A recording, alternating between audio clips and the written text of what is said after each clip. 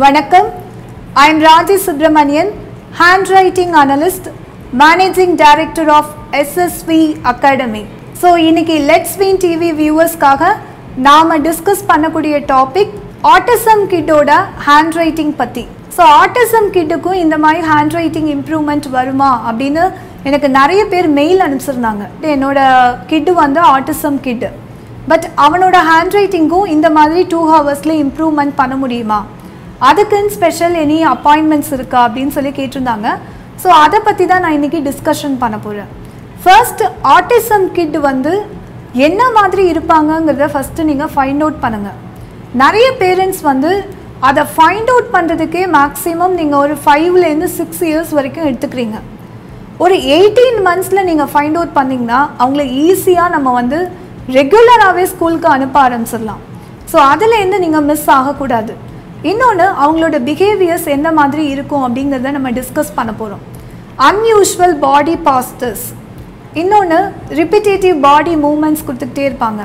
ஒரு insensitivity to pain, ஏதாவது கேட்டு கீழே விழுந்து அழுது புரண்டு அந்த தலையே இடித்த மாதிரி ஃபீல் பண்ணால் கூட அந்த குழந்தைங்க எழுந்து தானாகவே நடக்க ஆரம்பிச்சிருவாங்க. ஸோ பேரண்ட்ஸ் என்ன பண்ணுவாங்க, ஐயோ தலையில் அடிபட்டுச்சு என்ன ஆகுமோ, ஸோ அந்த பெயினை வந்து இன்சென்சிட்டிவிட்டியாக ஃபீல் பண்ணுறாங்க. இன்னொன்று ஃபீவராக இருந்தாலும் சரி, சவுண்டாக இருந்தாலும் சரி, லைட்டாக இருந்தாலும் சரி, அந்த பிளிங்க் ஆகுது அப்படிங்கிறது இருக்காது.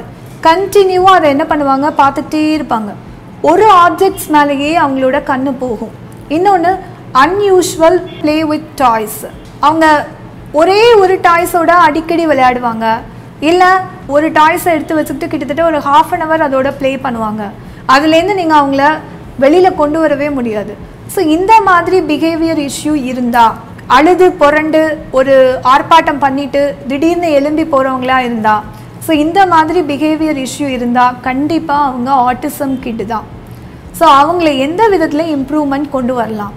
இன்னொரு அப்நார்மல் ஐ கான்டாக்ட் இருக்கும். இன்னொன்று நீங்கள் அவங்கள எத்தனை தடவை நேம் சொல்லி கூப்பிட்டாலும் சரி அவங்க திரும்பி பார்க்கவே மாட்டாங்க. ஸோ நோட்டீஸ் பண்ணவே மாட்டாங்க. Not noticing when name is called. எத்தனை தடவை நீங்கள் கூப்பிட்டு பாருங்கள், அவங்க திரும்பி கூட பார்க்க மாட்டாங்க. அந்த மாதிரி இருக்கிற குழந்தைங்க எல்லாருமே இந்த ஆட்டிசம் கிட்குள்ளே வராங்க.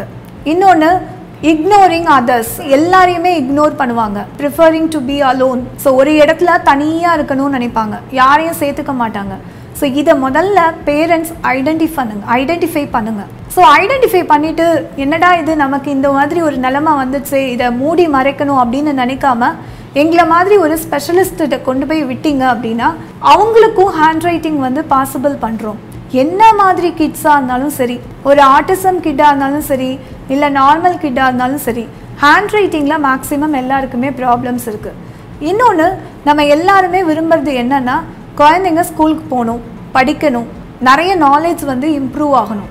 ஸோ இதுக்காக தான் ஒவ்வொருத்தருமே நம்ம ஸ்கூல் அனுப்புறது, ரெகுலாரிட்டிஸை நாங்கள் மெயின்டைன் பண்ணிகிட்ருக்கோம். ஸோ அதுக்கு வந்து இந்த ஆட்டிசம் கிட்டாலையும் முடியும். நீங்கள் 18 மந்த்ஸில் நீங்கள் ஐடென்டிஃபை பண்ணிங்க அப்படின்னா குயிக்காக நீங்கள் 2.5 இயர்ஸில் நார்மலாகவே ஒரு ஸ்கூலுக்கு அனுப்பலாம். இங்கே வர எத்தனையோ பசங்களை நாங்கள் வந்து அந்த மாதிரி நார்மல் ஸ்கூலுக்கு ரெக்கமெண்ட் பண்ணி நாங்களே அட்மிஷன்ஸ் வாங்கி நாங்களே கொடுக்குறோம். ஸோ அந்த அளவுக்கு குழந்தைங்கள சேஞ்ச் பண்ணி விடுறோம். ஸோ இது வந்து ஒரு ஃபேமஸான ஒரு இன்ஸ்டியூட்டில், பால்டிமோர் அப்படிங்கிற ஒரு பிளேஸில் இருக்கிற ஒரு ஃபேமஸான இன்ஸ்டியூட்க்கு ரிசர்ச்சர்ஸ் எல்லாருமே சேர்ந்து ஒரு 8 இயர்ஸ்லேருந்து 13 இயர்ஸ்க்குள்ளே இருக்கிற குழந்தைங்களோட ஹேண்ட் ரைட்டிங், அதாவது ஆட்டிசம் கிட்டோட ஹேண்ட் ரைட்டிங்கை ரிசர்ச்காக அனுப்பிச்சாங்க. அதில் என்ன ரிசல்ட் வந்தது தெரியுமா? இந்த குழந்தைங்களோட ஹேண்ட் ரைட்டிங் மட்டும்தான் புவராக இருந்ததே தவிர அந்த குழந்தைங்களோட ஐக்யூ வந்து நார்மலாக இருக்குது அப்படிங்கிறது தான் அதில் வந்த ரிசல்ட்ஸு. ஸோ இப்போ இதுலேருந்து என்ன தெரியுதுன்னா, ஆட்டிசம் கிட்டாக இருந்தால் கூட குழந்தைங்களோட ஐக்யூ வந்து நார்மல் ஐக்யூக்கு ஈக்குவலாக இருக்கலாம். ஸோ அந்த மாதிரி இருக்கிற ஐக்யூவை நம்ம ஈஸியாக டெவலப்மெண்ட் பண்ணலாம். நீங்கள் சொன்னால் ரொம்ப ஆச்சரியப்படுவீங்க. ஆக்சுவலி நான் ஷூட்டிங் எடுத்துகிட்டு இருக்கிறப்போ பி ஆல்ஃபபெட் ஷூட்டிங் நாங்கள் பண்ணிகிட்டு இருந்தோம். அந்த டைமில் பார்த்தீங்கன்னா அந்த ஆல்ஃபபெட் ஷூட்டிங் முடிஞ்ச ஒரு நிமிஷம் ஓப்பன் பண்ணுறப்பவே ஒரு பேரண்ட் வந்து வெளியில் வெயிட் பண்ணிட்டு இருந்தாங்க. அந்த பேரண்ட்டோட பையன் வந்து ஆட்டிசம் கிட். நான் சொன்னேன் இன்றைக்கி அப்பாயின்மெண்ட்ஸ் எல்லாமே கேன்சல் பண்ணியாச்சு, ஸோ இன்றைக்கி அப்பாயின்மெண்ட்ஸ் கிடையாதுமா, நீங்கள் எங்கேருந்து வந்திருக்கீங்க கேட்டேன். அந்த அம்மா சொன்னாங்க, நான் வந்து மேல்மருவத்தூர் அந்த சைட்லேருந்து வரேன் மேம், எனக்கு அப்பாயின்மெண்ட்ஸ்லாம் வாங்க தெரியாது, பட் உங்கள் நம்பரை ரெஃபர் பண்ணி உங்கள் அட்ரஸை ரெஃபர் பண்ணி ஒரு பேரண்ட் வந்து எனக்கு அனுப்பிச்சி விட்டாங்க அப்படின்னாங்க. அவங்களும் ரொம்ப லாங் டிஸ்டன்ஸ்லேருந்து வந்ததுனால என்னால் அவாய்ட் பண்ணவே முடியல. சரி கூட்டிகிட்டு வந்து உள்ளே உட்கார வச்சு பார்த்தோன்னா அந்த குழந்தை வந்து 14 இயர்ஸ் ஆகுது, இன்னும் ஆட்டிசம் கிட்டாக தான் இருக்கான். அந்த குழந்தைய ஒரு ஸ்கூலுக்கும் அனுப்ப முடியல. அப்போ என்னம்மா பண்ணீங்க அப்படின்னு சொல்லி கேட்டால், வீட்லேயே உள்ளே உட்கார வச்சுக்கிறேன் மேம், எப்படியாவது என் பையனையும் நான் வந்து இம்ப்ரூவ்மெண்ட் பண்ணி காட்டணும் அப்படிங்கிறது எனக்கு ஆசை. உங்களோட இன்ஸ்டியூட் கேள்விப்பட்டு நான் இங்கே வந்திருக்கேன், எப்படியாவது என்னோட குழந்தைய நீங்கள் நார்மல் கிட் மாதிரி சேஞ்ச் பண்ணிடுங்க அப்படின்னாங்க. ஸோ அப்போ நான் வந்து ஒரு யார் வந்தாலுமே சரி ஃபர்ஸ்ட் ஒரு லெவல் டெஸ்ட் வச்சு பார்ப்போம். அந்த குழந்தைக்கு என்னென்ன தெரியறது அப்படிங்கிறத ஒரு லெவல் டெஸ்ட் மாதிரி வச்சப்போ 14 இயர்ஸ் இருக்கக்கூடிய ஒரு குழந்தை வந்து ஏலேருந்து இசட் வரைக்கும் கேபிட்டல் ஆல்ஃபபெட்ஸ் எல்லாமே எழுதுகிறான். அதே மாதிரி ஆனா அவனா எல்லாமே எழுதுகிறான். பட் ஸ்மால் லெட்டர்ஸை பொறுத்த வரைக்கும் அவனுக்கு ஒன்றுமே தெரியல. பட் இந்த ரெண்டையும் மட்டும் எப்படியோ ஒன்று டீச் பண்ணியிருக்காங்க. அவனோட மைண்ட் வந்து அதை அக்செப்ட் பண்ணி இவ்வளோ ப்ரெசென்ட் பண்ணான். அதோட பேப்பர்ஸ் பாருங்கள், நான் காட்டுறேன். ஸோ பார்த்தீங்கன்னா ஆட்டிசம் கிட் அவனோட ஹேண்ட் ரைட்டிங் பார்த்தீங்கன்னா ஃபஸ்ட்டு ஒரு 10 மினிட்ஸ் நான் எல்லாருக்குமே ஒரு லெவல் டெஸ்ட் மாதிரி பண்ணுவேன். ஏலேருந்து இசட் வரைக்கும் அந்த பையன் வந்து எப்படி எழுதியிருக்கான்னு பாருங்கள். செகண்ட் பார்த்தீங்கன்னா ஆனாலேருந்து அக்கண்ணா வரைக்கும் எல்லாமே எழுதிட்டான். நான் பிட்வீனில் இந்த மெமரபிள் அப்படிங்கிற ஒரு வேர்டு எழுதி கொடுத்தேன். அவனுக்கு அதில் இருக்கிற ஒரு லெட்டரை கூட அவனால் ஐடென்டிஃபை பண்ண முடியல. ஸோ உடனே அம்மாவை கூப்பிட்டு ஒரு மாதிரி சேட்டை பண்ண ஆரம்பிச்சிட்டான். இது பார்த்தீங்கன்னா நான் பி ஷூட்டிங் முடித்தப்போ அந்த பையன் உள்ளே வந்ததுனால என்கிட்ட பேப்பர் இல்லை. ஸோ அதே பேப்பரில் நான் எழுத வச்சேன். இது மூலமாக நான் அப்சர்வ் பண்ணது என்னென்னா, ஒரு 10 மினிட்ஸ் தான் இந்த ஒர்க் கொடுத்தேன். நான் ஏலேருந்து இசட் வரைக்கும் எழுதினா, தென் வந்து ஆனாலேருந்து அக்கண்ணா வரைக்கும் எழுதினா. ஸோ அவனுக்கு என்ன மாதிரி மைண்ட் செட்டப் கொடுத்தா அவனுக்கு இம்ப்ரூவ்மெண்ட் பண்ணலாம் அப்படிங்கிறத பிளான் பண்ணேன். ஸோ ஒரு 1/2 hour அவங்கள வெளியில் வெயிட் பண்ண சொன்னேன். ஸோ அப்போ நான் வந்து கர்சிவ் ரைட்டிங் லேஸாக ஸ்டார்ட் பண்ணி ஒரு 10-15 மினிட்ஸ் வந்து நான் அவனுக்கு கவுன்சிலிங் கொடுத்து அவனோட மைண்டை செட்டப் பண்ணி ஒரு ஆல்ஃபபெட், அதாவது கர்சிவ் ரைட்டிங்கில் எப்படி ஏபி எழுதுது அப்படிங்கிறத அவனுக்கு போட்டு கொடுத்தேன். அவன் என்ன பண்ணால் ஏபி அழகாக எழுதிட்டு ஒரு 5 இல்லை 10 டைம்ஸ் வந்து அவனால் கர்சிவ் ஜாயின் பண்ண முடியல. அவன் கண்டினியூவாக அதை அப்படியே எழுத ஆரம்பித்தான். ஒரு 20 டைம்ஸ்க்கு மேலே போனோன்னா அவன் மைண்ட் பாருங்கள் எப்படி ஒர்க் பண்ண ஆரம்பிச்சிருக்குன்னு. இடையில எல்லாம் ஒரு லைன் போட ஆரம்பித்தான். ஸோ ஒரு 10 மினிட்ஸ் ஒரு 15 மினிட்ஸ் நம்மளோட கோச்சிங் வந்து கரெக்டாக அவனுக்கு போய் ரீச் ஆச்சு அப்படின்னா அந்த மாதிரி ஒரு குழந்தைய கூட இம்ப்ரூவ்மெண்ட் பண்ண முடியும்.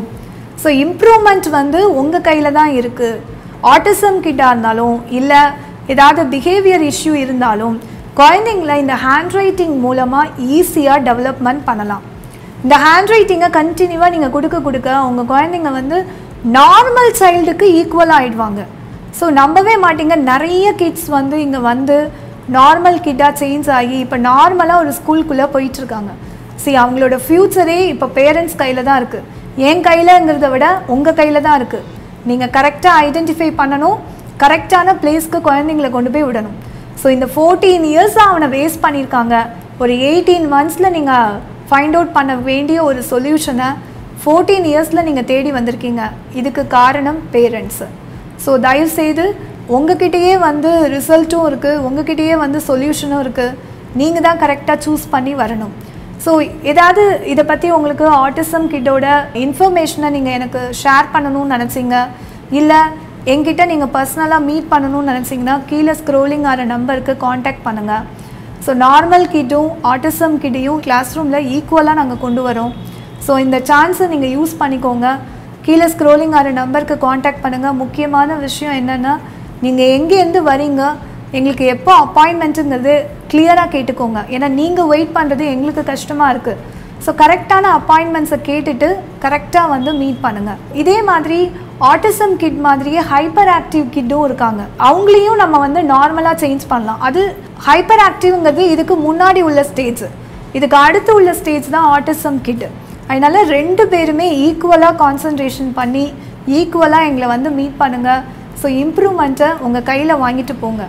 So let's win TV viewers, இது வரைக்கும் சப்ஸ்கிரைப் பண்ணாதவங்க சப்ஸ்கிரைப் பண்ணுங்கள். நீங்களும் வின் பண்ணுவீங்க. Thank you so much.